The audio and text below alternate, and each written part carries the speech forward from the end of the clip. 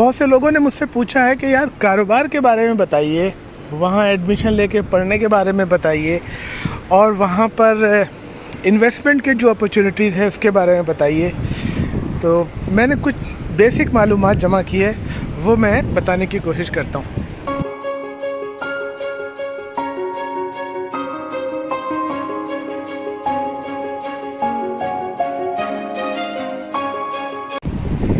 جو لوگ جاب کا نوکری کا پوچھ رہے ہیں ان کے لیے میں یہ عرض کر دوں کہ یہاں پر کام کرنا بہت مشکل ہے.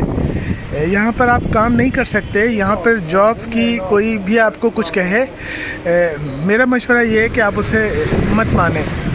یہاں پر نوکری کرنا ایک غیر آذربائیجانی کے لیے انتہائی مشکل ہے. اس کی وجہ یہ ہے کہ یہاں پہ زبان جو ہے وہ انگریزی کسی کو نہیں آتی، مطلب بہت کم لوگوں کو آتی ہے. اور دفتروں میں اور کاروبار میں اور ہر جگہ آپ کو زبان گونگے بن کے تو کام نہیں کر سکتے نا. اگر کوئی یہ سمجھتا ہے کہ نہیں میں سافٹ ویئر انجینئر ہوں، میں کر لوں گا، میں جو ہوں وہ پروگرامنگ کر لوں گا، کیسے کریں گے؟ ان کے سافٹ ویئر بھی، ان کی کی بورڈ تک آذربائیجانی میں ہے. تو پریکٹیکلی جاب کا تو آپ نہ سمجھیں کہ یہاں پہ کوئی امکان ہے. کوئی اگر آپ کو کہے کہ وہاں جاب دلا دے گا اور آپ سے کچھ ڈیل کرے تو آپ اسے نہ کہہ دیجیے گا. دیکھیے ہر جگہ آذربائیجانی لوگ ہیں، وہی کام کرتے ہیں. میں نے غیر ملکیوں کو یہاں کہیں بھی کام کرتے دیکھا نہیں. میں نے پوچھا لوگوں سے، انہوں نے کہا کہ نہیں، کام کرنا بہت مشکل ہے. تو میں یہ بالکل مستند معلومات کے بیس پہ بتا رہا ہوں آپ کو کہ آپ بس اپنا ریسٹورنٹ کھول کے کام کر سکتے ہیں یا اپنے کسی شاپ پہ کام کر سکتے ہیں. نوکری کے لیے مت سوچیے.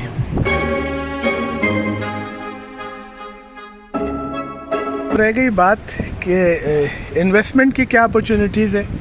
انویسٹمنٹ آپ کر سکتے ہیں، اور انویسٹمنٹ کرنا یہاں انتہائی محفوظ ہے. یہاں پہ آپ جو بھی کام کریں گے اس کی لکھت پڑھت ہوگی، اس کے ڈاکومنٹس بنیں گے. اور یہاں نادرا کے قسم کا ایک آفس ہے جسے کہتے ہیں آسان خدمت. وہاں یہی غیر ملکیوں لوکل لوگوں سب کے معاملات جو ہوتے ہیں کہ ان کی شناختی کارڈ، ان کا پاسپورٹ، ان کے کاروباری رجسٹریشن، ممبرشپ، اس طرح کے معاملات، اور اس کے جگہ جگہ آفس کھلے ہوتے ہیں.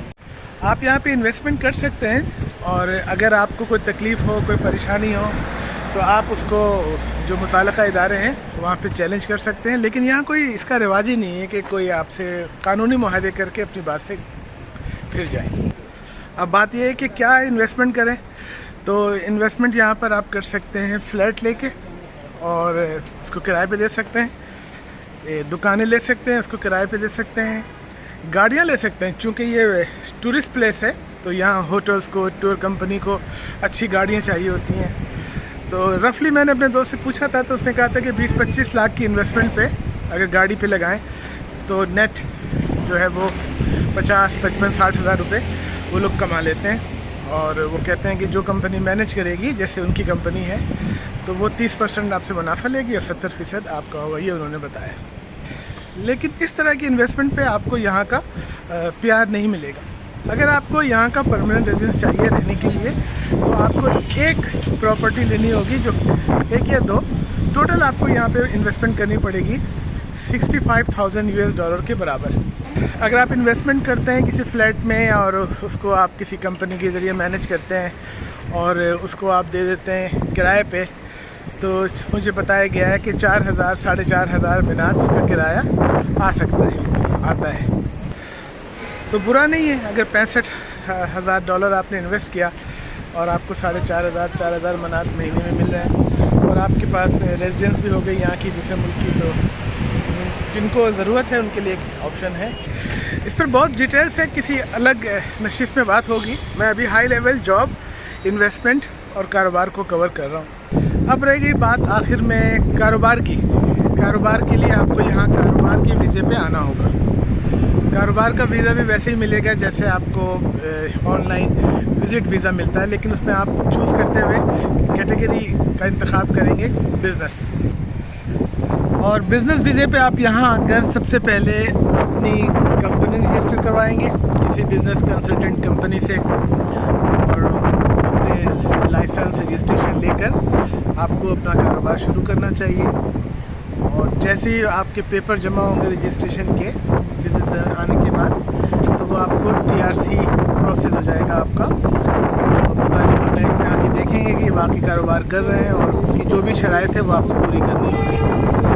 اور 1 سال آپ کر لیں گے, 1 سال چلا لیں گے تو پھر وہ TRC آپ کا PRC میں بھی بدل سکتا ہے, اور وہ معاملات بھی تفصیل سے کبھی اور ذکر کریں گے. اب یہ پوچھا جائے گا کہ یار کاروبار کس چیز کا کریں وہاں پہ, اور وہاں پہ کاروبار کیوں کریں.